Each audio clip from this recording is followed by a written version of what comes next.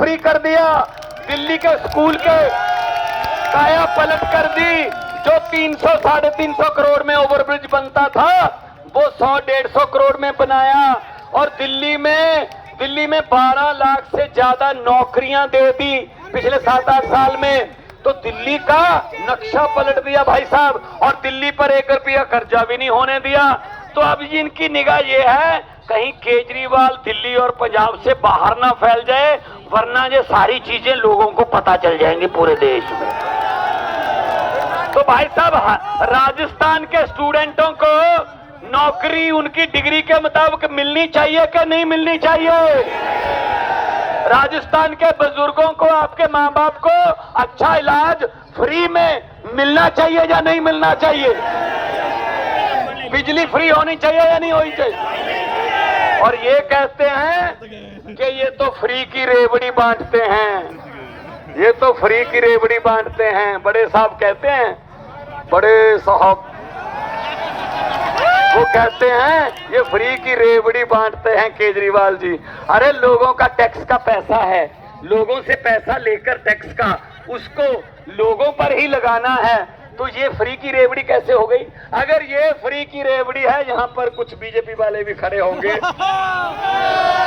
आते हैं वो, ऐसी सभाओं में जरूर आते हैं वो, क्योंकि उन्होंने रिपोर्ट देनी होती है शाम को अपने बॉसेस को, और बॉसेस पूछते हैं कितना रश था, कितनी जोर से नारे लग रहे थे।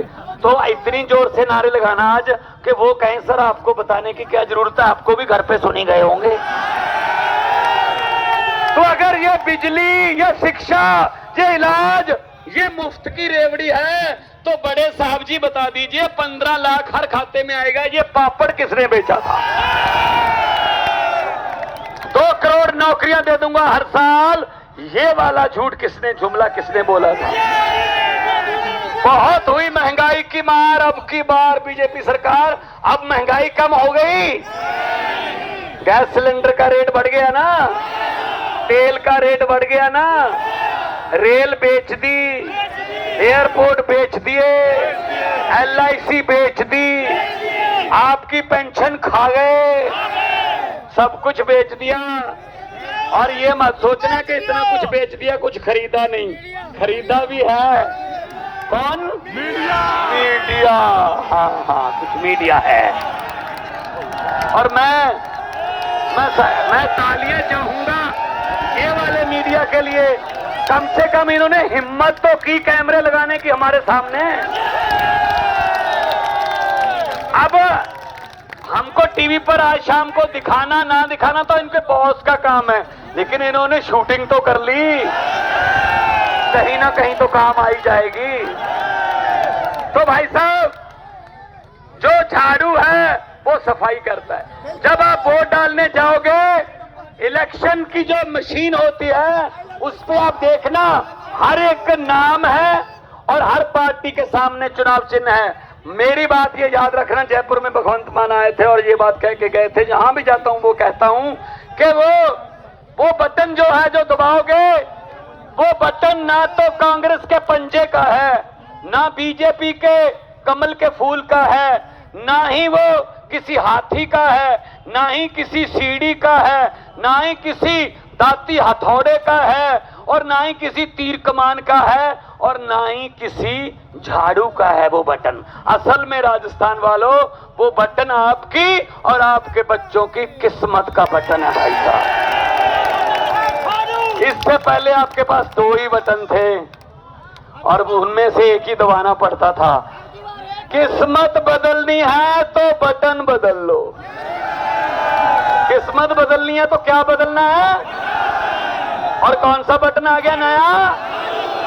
ये कहते रहते ना डबल इंजन की सरकार चाहिए, डबल इंजन। भाई डबल इंजन का जमाना खत्म है, नया इंजन चाहिए।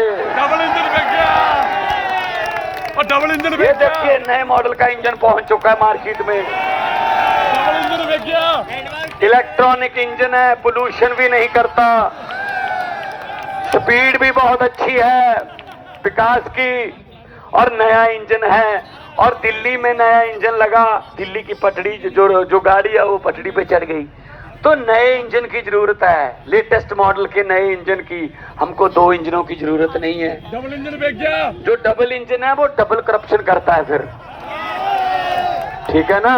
तो इसलिए हम आपको कहने आए हैं, आपको यही कहने आए हैं, जितना प्यार आप कर रहे हो ना, जितना प्यार आप, मुझे पता चला हमारे कल रात हमारे वर्करों ने झंडे लगाए, हमारे फोटो लगाए होंगे, सुबह तक वो सारे ही उतार के फेंक दिए, आज फिर लगाए, फिर उतार कर फेंक दिए। भाई साहब, हमारे झंडे उतार दोगे, हमारे फोटो जो है वो निकाल दोगे, लेकिन जो लोगों ने दिल में जगह दे रखी है उसको कैसे निकालोगे? क्योंकि हुकूमत वही करते हैं जिनका दिलों पर राज होता है। यूं कहने को तो मुर्गे के सर पे भी ताज होता है। बहुत से मेरे भाई यहाँ पे राजस्थान में आए हैं, ये लड़ाई आपको लड़नी पड़ेगी। ये अरविंद केजरीवाल अकेले लड़ाई नहीं लड़ सकता, ये भगवंत मान की लड़ाई नहीं है, ये मनीष सिसोदिया की लड़ाई नहीं है, तुम्हारी लड़ाई है भाई साहब, तुम्हारी लड़ाई है। लड़ोगे ना? हर घर में केजरीवाल होना चाहिए, हर घर में झाड़ू की बात होनी चाहिए, हो जाएगी ना। पत्रकारों ने मुझे पूछा कि आपने ये आंधी कैसे रोक दी? मैंने कहा किसकी आंधी? कहते ये बीजेपी की। पंजाब में आपने कैसे रोका इनको? मैंने कहा जी बात सीधी सी है, दिल्ली और पंजाब में हमने कैसे रोका? मैंने कहा जी हम, उनका चुनाव चिन्ह क्या है? कहते कमल का फूल। मैंने कहा हमारा चुनाव चिन्ह क्या है? कहते झाड़ू। मैंने कहा कमल का फूल कहाँ उगता है? वो बोले कीचड़ में। मैंने कहा झाड़ू क्या करता है? कहते कीचड़ की सफाई। मैंने कहा हमने कीचड़ से, झाड़ू से कीचड़ की सफाई कर दी, कमल उगा ही नहीं पंजाब में ना दिल्ली में।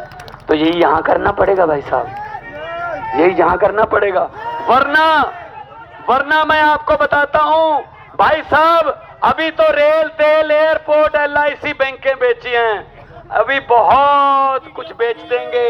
ये आपके बच्चों का फ्यूचर बेच देंगे, ये आपके बच्चों की शिक्षा बेच देंगे, ये आपके बच्चों का, आपके बुजुर्गों का इलाज बेच देंगे, ये शहीदों के कफन बेचकर खा गए।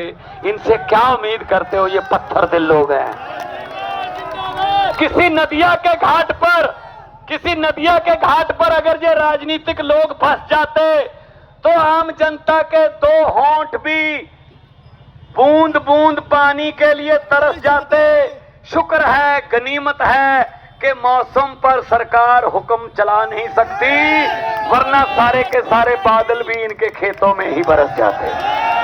तो 2 हाथ ऊपर उठाकर 2 नारे लगाने हैं, और नारे वो लगाने हैं जो जहां पे आए हैं उनके वाले, वो ये बताएं जी, हमें बताने की जरूरत क्या, आपके घर पे भी सुने होंगे, उनके घर के शीशे और ताकियां हिलें, दोनों हाथ ऊपर उठाकर इनकलाब, इनकलाब, भारत माता की, वंदे वंदे, बोले सोनिया। बहुत बहुत धन्यवाद, आपने इतना प्यार सत्कार से सुना। अब मैं बेनती करूंगा, देश के एक ऐसे नेता जिन्होंने देश के सभी नेताओं को और देश की सभी पार्टियों के मैनिफेस्टो को अब स्कूलों और शिक्षा और मेडिकल और बिजली की बात करने का जो ढंग सिखा दिया कि वो भी अब स्कूलों की बात करते हैं, अस्पतालों की बात करते हैं, मोहल्ला क्लिनिकों की, उन पार्टियों का मैनिफेस्टो रीसेट करने वाले, रीसेट करवाने वाले मेरे बड़े भाई और दिल्ली के क्रांतिकारी मुख्यमंत्री, हम सबके लोकप्रिय अरविंद केजरीवाल।